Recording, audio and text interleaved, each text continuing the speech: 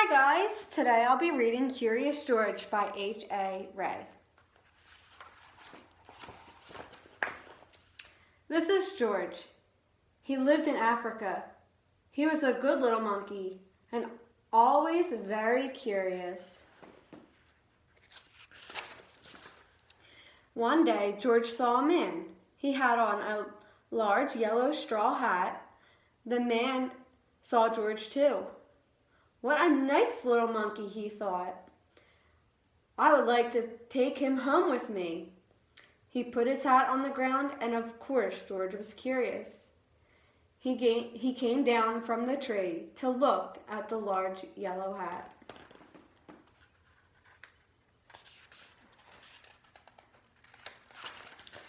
The hat had been on the man's head. George thought it would be nice to have it on his own head. So he picked it up and put it on. The hat covered George's head. He couldn't see. The man picked him up quickly and popped him into a bag. George was caught. The man with the big yellow hat put George into a little boat, and a sailor rowed them both across the water to a big ship. George was sad, but he was still a little curious. On the big ship, things began to happen. The man took off the bag. George sat on a little stool, and the man said, "George, I'm going to take you to a big zoo in a big city. You will like it there. Now run along and play, but don't get in trouble." George promised to be good, but it is easy for little monkeys to forget. On the deck, he found some seagulls. He wondered how they could fly. He was very curious. Finally, he had to try. It looked easy, but... oh, what happened?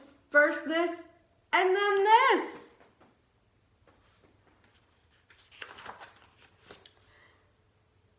Where is George? The sailors looked and looked. At last they saw him, struggling in the water and almost all tired out. "Man overboard!" the sailors cried as they threw him a lifebelt. George caught it and held on. At last, he was safe on board. After that, George was more careful to be a good monkey until, at last, the long trip was over. George said goodbye to the kind sailors, and he and the man with the yellow hat walked off the ship onto the shore and on into the city to the man's house.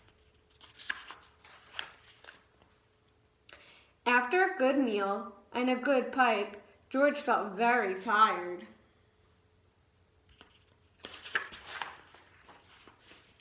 He crawled into bed and fell asleep at once. The next morning, the man telephoned the zoo. George watched him. He was fascinated. Then the man went away. George was curious. He wanted to telephone too. 1, 2, 3, 4, 5, 6, 7. What fun!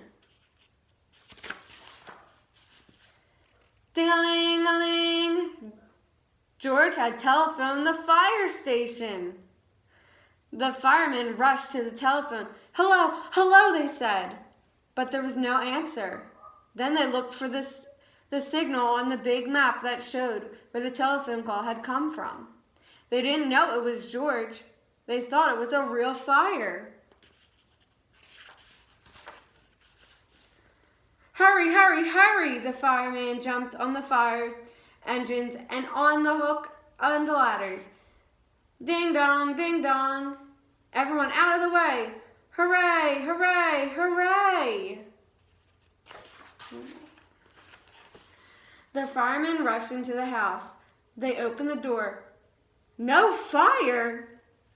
Only a naughty little monkey. "Oh, catch him," they cried. George tried to run away. He almost did, but he got caught in the telephone wire and a thin fireman caught one arm, and a fat fireman caught the other. "You fooled the fire department," they said.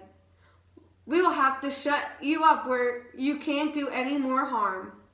They took him away and shut him in a prison. George wanted to get out. He climbed up to the window to try the bars. Just then, the watchman came in.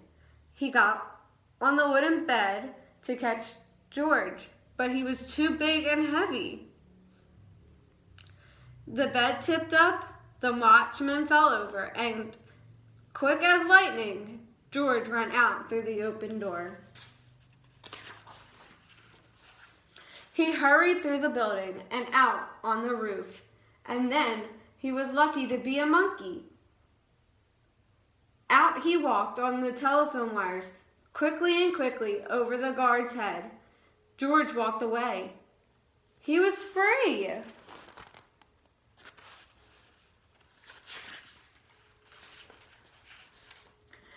Down in the street outside the prison wall stood a balloon man.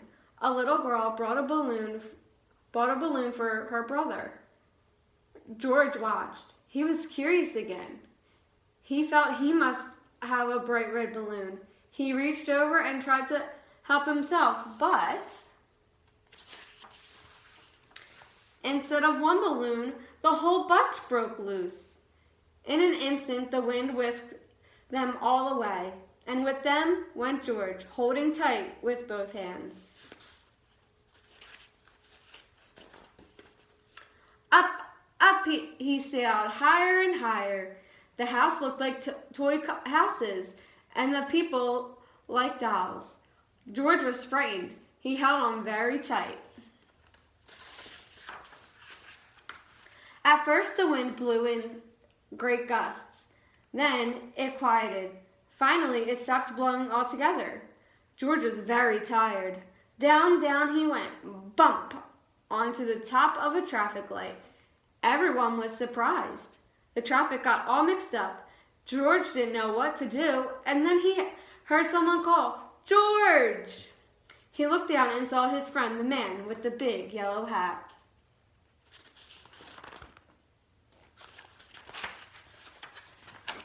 George was very happy.